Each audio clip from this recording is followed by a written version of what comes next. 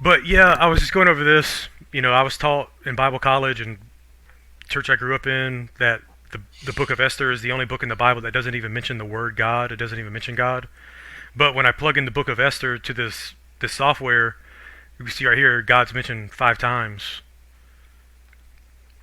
Um, But is it like the Tetragrammaton, or is it like no, it's just in Elohim? general the word God. Just well, it's talking Is about God. I'll show is it you. just the Septuagint version? Yeah, and what's interesting too is now this is in the Greek Septuagint, this website that's got the Greek Septuagint, but it's not on BibleHub.com. Like here's Esther 8 on BibleHub. Let's make sure this is Septuagint.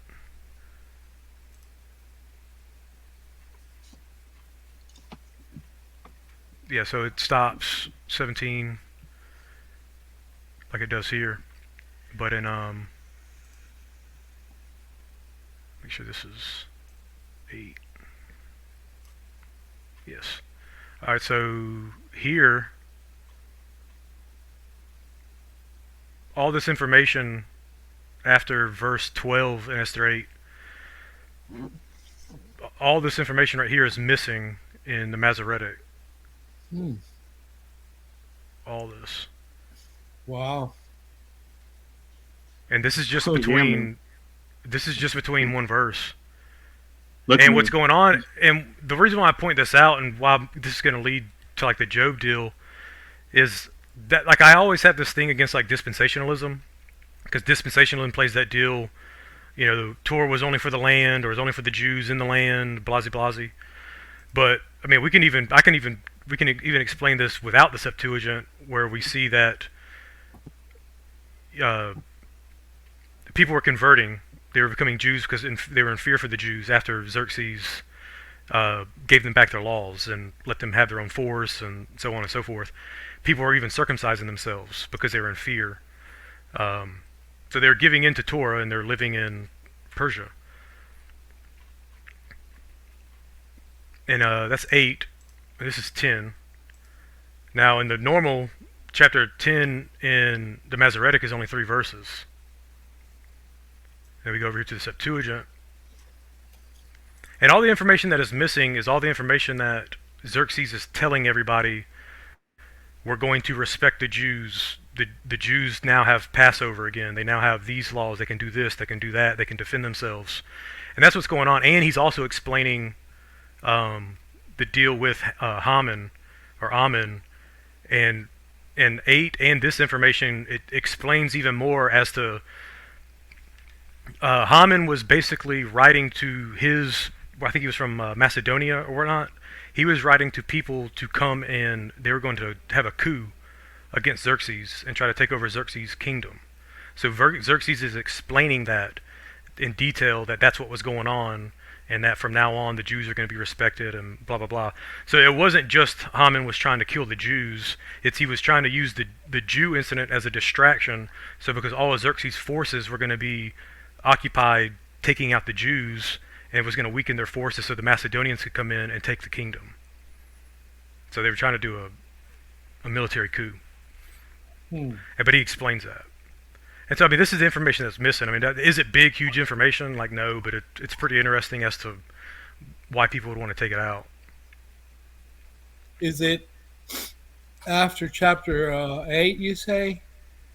Yes, chapter 8's missing a bunch, and then chapter 10.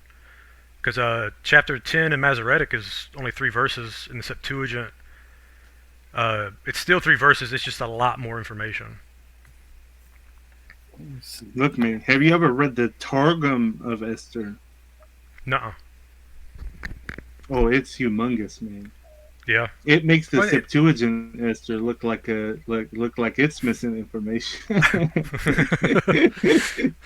Like even just like the first 5 chapters aren't even about Esther. really? Is he just Yeah, giving like the first details? 5. Yeah, it's just giving all the details in it. So it talks about King Solomon, how his throne is like a vehicle.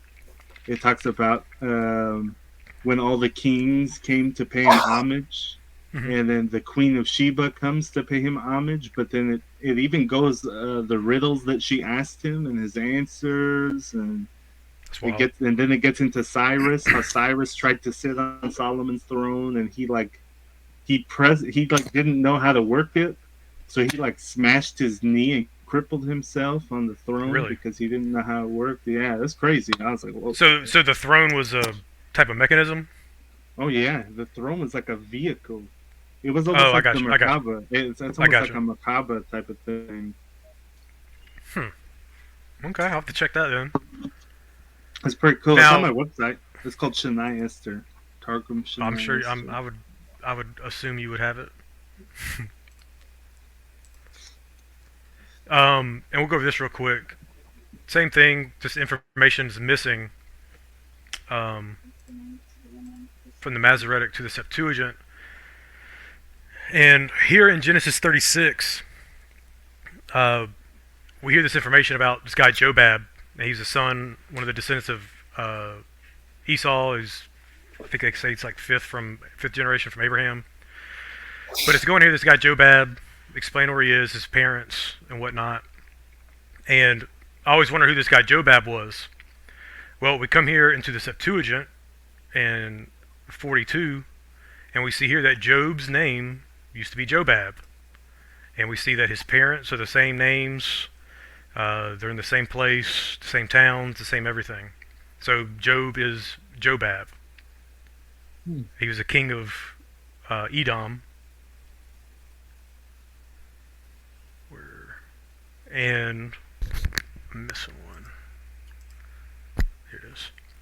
So this is the information. Here's the Masoretic where it cuts off at verse 17, and then here's where it continues in the Septuagint where it goes into further detail, and it's just going into he's from Azus, his parents, who took his place after he died, and so forth.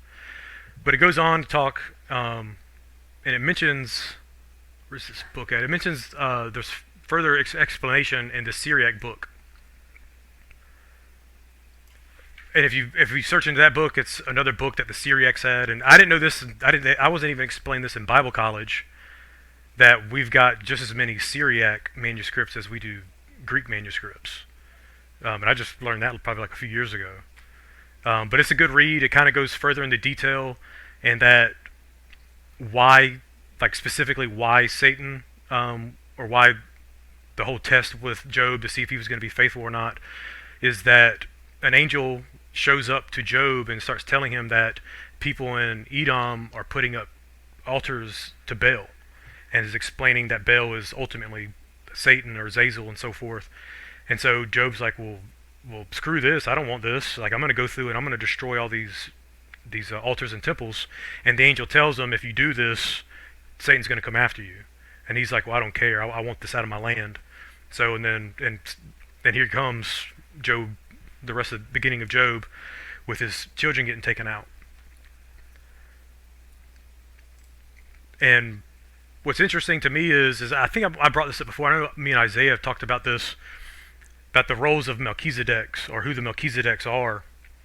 That Melchizedek it wasn't just a guy; it's a priesthood, and it's a behavior, not bloodline, like the Levitical priesthood. And that's why, for me, what I see Abraham doing, number one, he's a king, he's a ruler, and he's loved by the Creator, so we know he's a righteous ruler. And we see his sons are holding feasts. I only see this.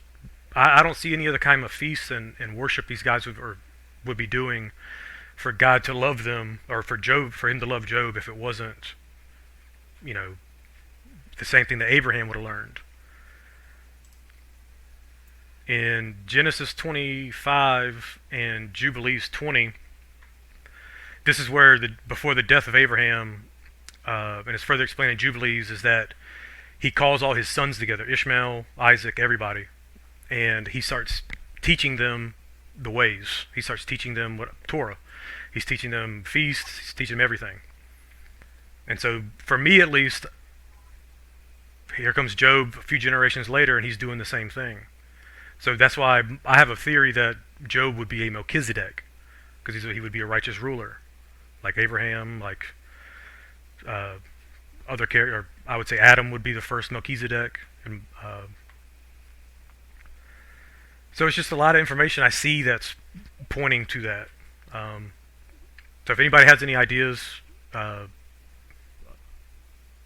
I'm open. What you guys think about that? If about the roles of Melchizedek, Job being a king and a ruler, holding feasts. What do you guys think?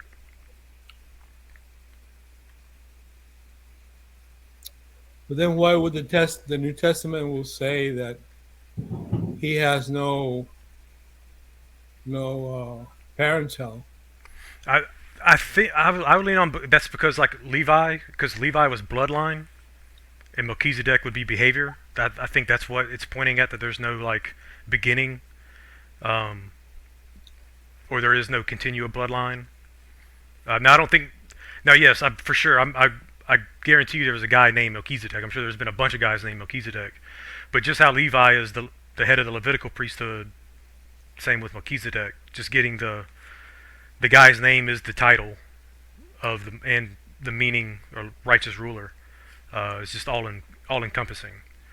But it's Now, Rabbi, I know some Christians believe that Melchizedek is a Christophany. Is that kind of what you believe? Are you thinking that when Melchizedek is talking with Abraham that's a Christophany? Or I know some people do believe that. I didn't know if you did or not.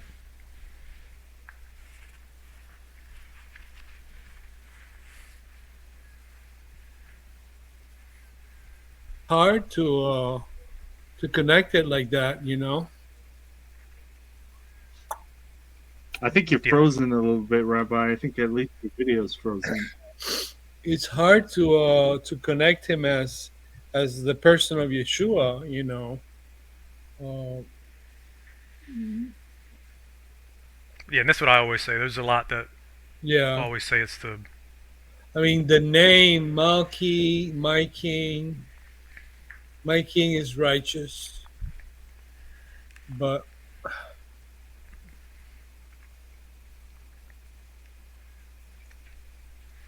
I don't believe it's a Christophany. I'm gonna be honest. When it comes to Hebrews, I'm not sure. I'm with Wes.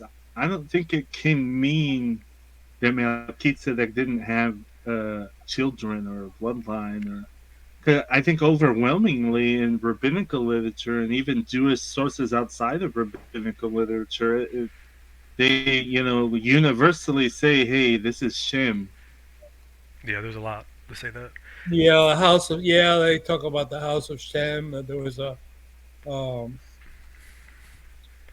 like a house of study. Hmm. Hmm. And see, and I'm okay with that. To a point. I mean, if we get word that Shem was kind of it would seem to be the only guy that had it together. As far as keeping up with his father and the ways that Noah was shown and taught. I mean, I don't have a problem that even if it wasn't, if that whoever that Melchizedek was, I would assume, and I think it's safe to say that I'm sure he had some relation with Shem, for Shem to have lived as long as he did. Hmm. Barry, you got anything? I don't know if you're like super busy or not.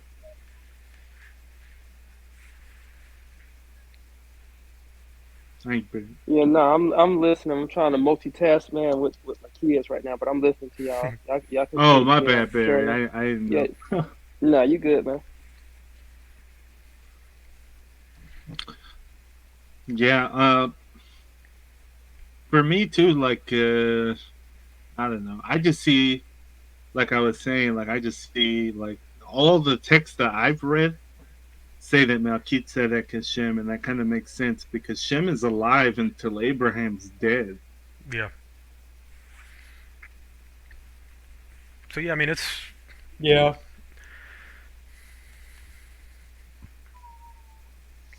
But no, I agree with Wes. I think that I think to be in the normal priesthood of Melchizedek, it is